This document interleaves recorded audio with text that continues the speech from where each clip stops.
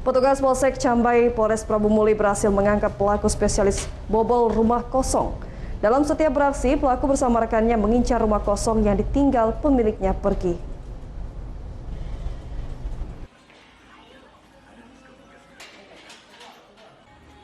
Dengan tangan di borgol, Sopian 46 tahun, warga desa Sugiwaras, Kecamatan Rambang, Kabupaten Muara Enim, digiring petugas reserse dan kriminal Polsek Cambai. Pelaku merupakan spesialis bandit rumah kosong dengan menggasak perabotan rumah tangga korbannya. Dalam menjalankan aksinya, pelaku Sopian dibantu rekannya yang saat ini buron mengincar rumah kosong yang ditinggal pemiliknya pergi.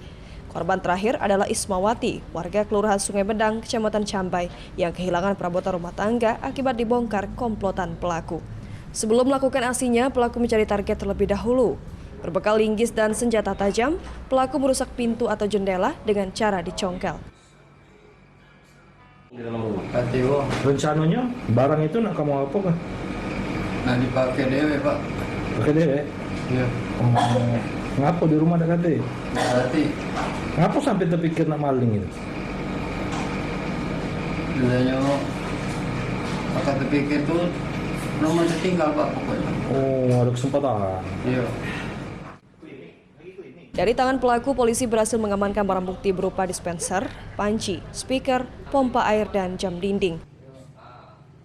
Ini dengan mencari target terlebih dahulu, setelah dapat targetnya baru melakukan pencurian.